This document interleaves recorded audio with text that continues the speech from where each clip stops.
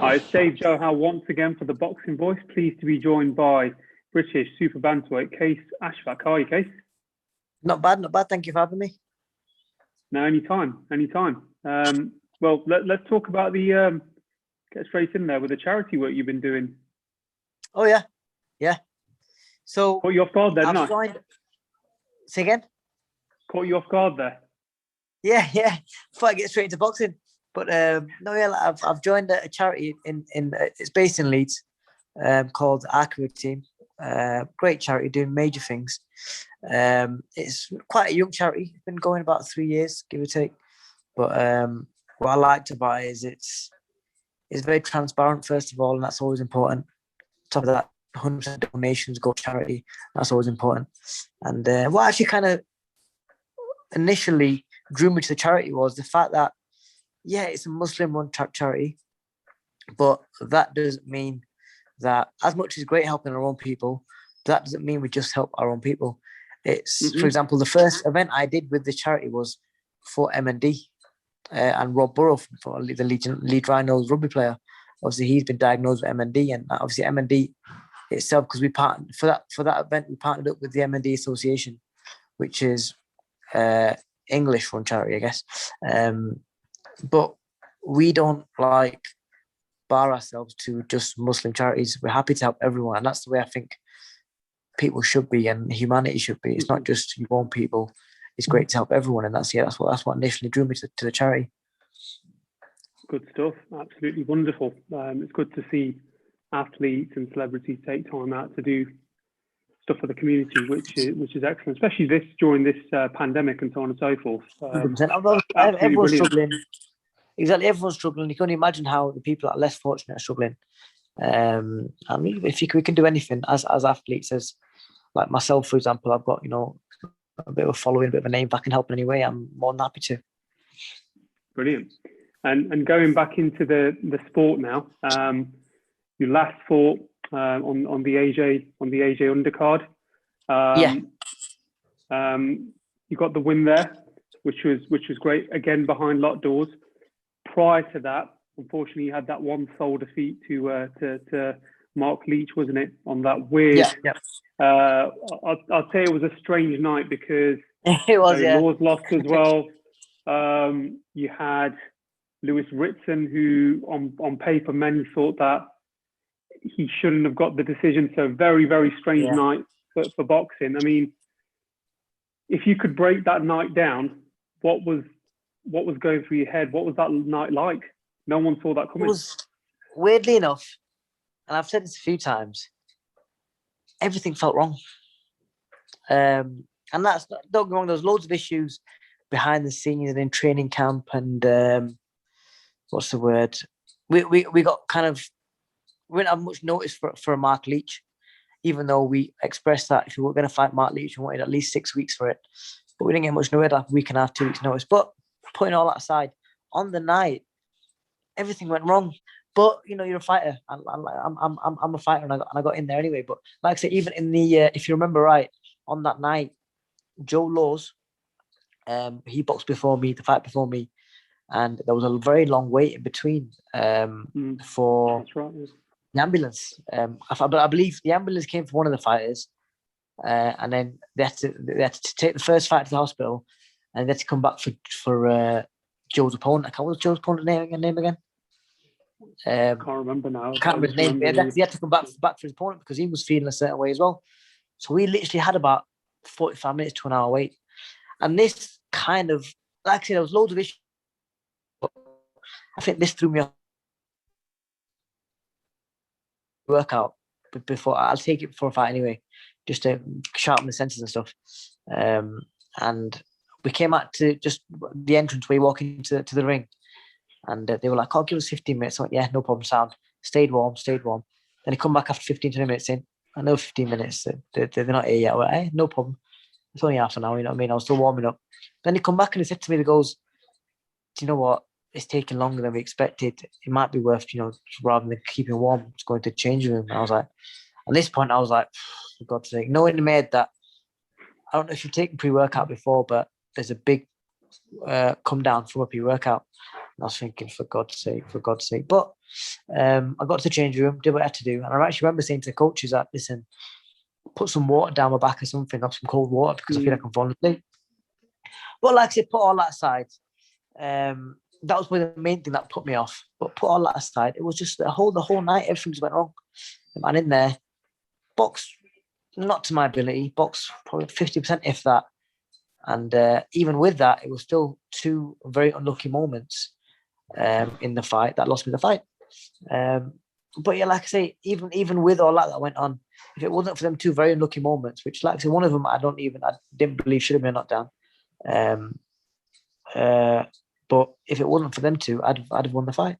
And so that's on me at 50%, and with a week and a half notice, with an opponent who I trained the absolute opposite opponent for.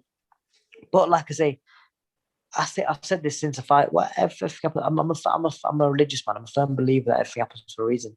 And there were things, like I said, behind the scenes that need to be addressed, and that maybe wouldn't have been addressed if I'd have won that fight. But I've addressed those issues now. Loads of things. There've been loads of new changes to the team, and don't be wrong, I don't believe that a loss means there should be change. The only time there should be change if you feel like there needs to be change, and that's where I was at. And yeah, like I say, it was just one of them nights. To be honest, the way I've opened up to you today, I've not told many people this. Even I've had loads of interviews about it, but I've kind of just brushed it off. But yeah, like I say, everything happens for a reason. That's the bottom line to it. And if I could fight Marc Leach tomorrow, I'd fight him tomorrow, and I believe I'd beat him comfortably. And that's what I mean, because on that night I was 50%, and I was very close to getting a decision with one of the 2 bad moments. But like I say, he doesn't want the fight, which I kind of expected. But I said from the start I wanted the fight, and I mentioned it straight after the Lane fight, after I won the fight. And so it's out there. People know I want the fight. And if they don't want the fight, they're going to keep running. I'm not going to keep shouting for it. I'm going to let my success do the talking and keep moving forward. Yeah, I mean, and again, on paper, it was an upset because 100%. It was one of those weird sort of nights. What did Eddie say to you? Did he say anything to you afterwards? Did he just say, look, pick yourself up and just, go again? It was literally it wasn't you in there. And I was like, I know, 100%. But obviously, like I say, I've never liked to make excuses. And like I say, I've not opened to anyone about that situation, change room and all that sort of stuff yet. But just because you asked the question, I guess, I don't know. I guess I'm fascinated. It just came out. But the truth came out. But yeah, like I say, it's just one of them things. If I could fight him again, I'd do it tomorrow. It's simple as that. And I know for a fact I'd beat him all day long. And I believe they know that as well. I think they realise how lucky they really got. But we move forward, and that's it. And my coach even said to me, actually, my coach now, Lee Beard, because I'm with Lee Beard now, and he even said to me, he goes, you know what it is, Kez? You shouted him out and called him out straight away after that fight. If you thought you got beat fair and square and that you were 100% and you got beat, you wouldn't have done that. He said, the only reason you've done that is because you know that wasn't you in there, and you know that you beat him all day long. And he goes, people need to realise that. And if they're not going to have the fight again and they're playing on the run in a way, then let them do that. People know that you weren't 100%. And if you were, you'd have beat him all day long. Yeah, I mean, moving on to positive things afterwards. Still there, Case? Yeah, sorry, someone just no, called me. That's okay. Yeah, so moving on to positive things, fighting on another AJ undercard. Yeah. Good night. It was AJ always brings a lot to the table. People that don't even watch boxing. You're on another spectacular card. What's it like behind that closed doors atmosphere? You've done 2 now. Is it just completely weird? I bet you're dying for a crowd, because I've been there when you bring your Leeds Massive over there. You know what's weird, right? With that atmosphere, it's not that it's really weird. It's more that you can just hear the corners more, if anything, for me anyway. Because when I box, I blank everything out anyway, apart from maybe certain voices in the crowd and the corner. But what I did notice the next fight was the fact that the coaches also, because the judges can hear the coaches, they have a big influence on the coaches. And that's the one thing I took away from that. I noticed that because when I bought Marc Leach, for example, my corner, even when I was hitting my opponent quiet, but he was hitting me. And even when I was hitting him, if they thought it was an exchange, they'd be shouting, and then the ref and the judge both thinking, you know, he's caught him there. But it's something that I learned from that. But after that 258 guys, my managers, from the management team, he'll take, as soon as I got to change room, I said to him, either get me in for AJ Bill. No, actually, I wanted him for AJ Bill, but we decided, well, they decided, well, Marc Leach didn't want it in the first place, so we decided to get hold of Ashley Lane, who's an accomplished fighter. But literally straight away as I got out, I was like, listen, I want that rematch, get me on the AJ Bill. I said to him, I want to fight in 6 weeks. I can't finish the year on a loss. It'd kill me that. I've got to fight again soon and get back to winning ways.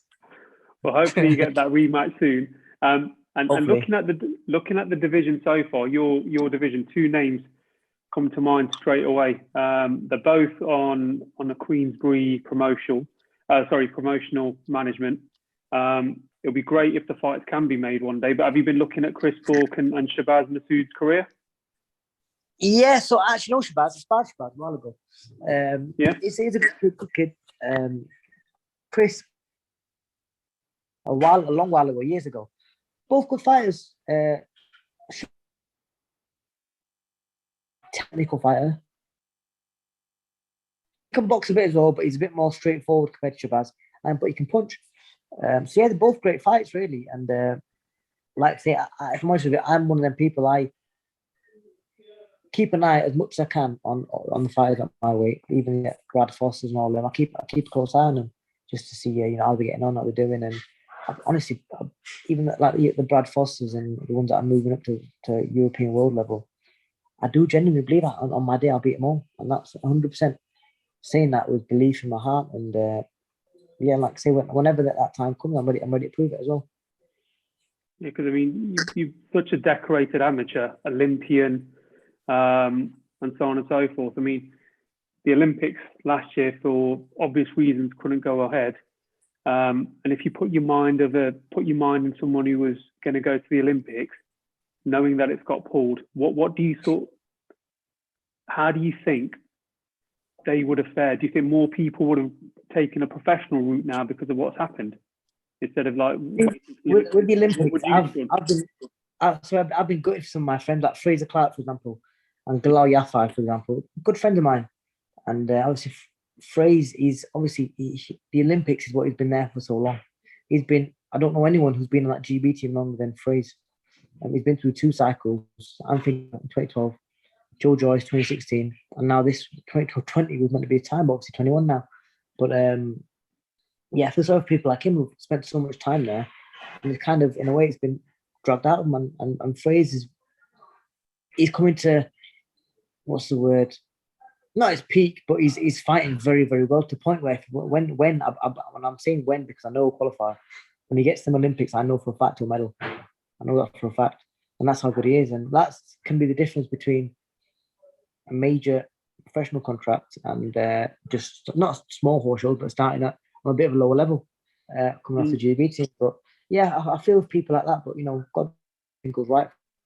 You know, there's no issues in terms of qualifying. They qualify and they get to the Olympics and win the medals. And there's like Sandy Ryan. Not if you've heard about Sandy. Yeah, she's from my city, actually, Derby. Yeah.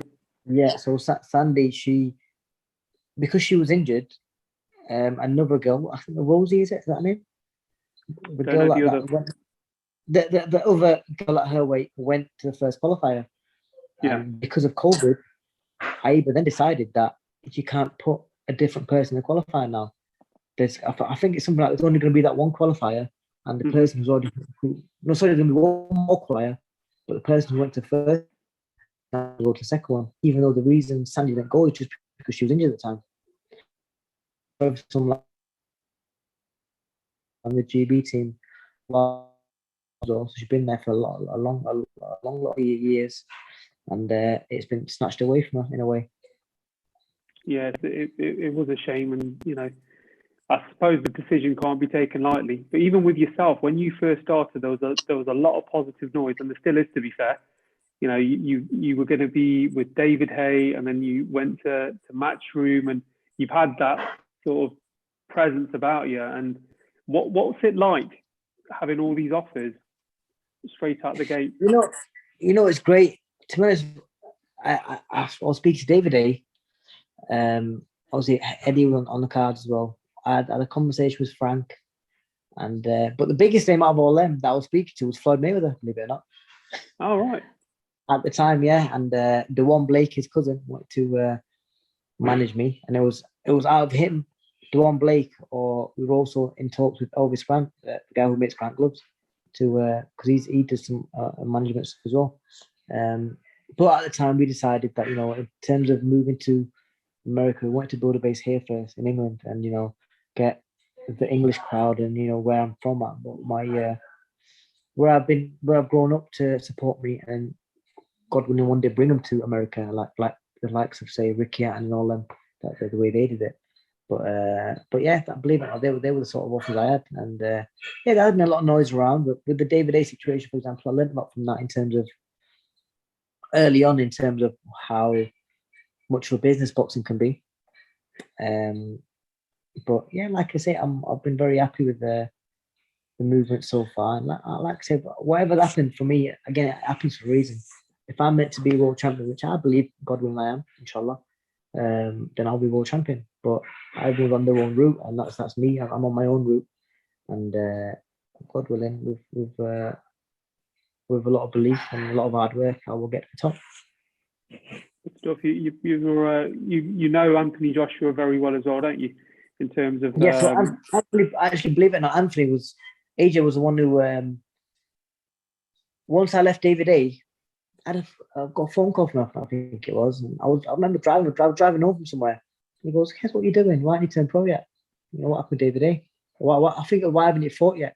I was like, "Oh, that happened. I've left the David A camp, blah blah blah. So I'm still a free agent at the moment."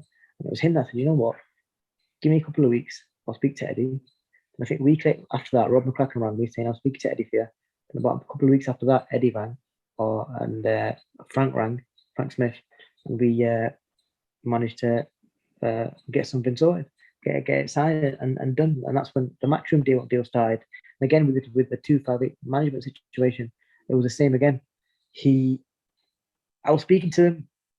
I felt like it was the right time to leave the management team that I was with at the time and go elsewhere, because I felt like I could do a lot better in terms of the media and all that sort of stuff, with different sort of support. And I spoke to AJ. I rang him saying, "Listen, this is what's happening. What do you think?" And he said to me, "Let me speak to 258, and we'll go from there." And funny enough, that reminds me, I spoke to 258 as well before I even turned pro. But the reason they were struggling at that time is because all the people they had at that time was from were from London, because of the resources, and they would have struggled to manage me being from Leeds and so far away.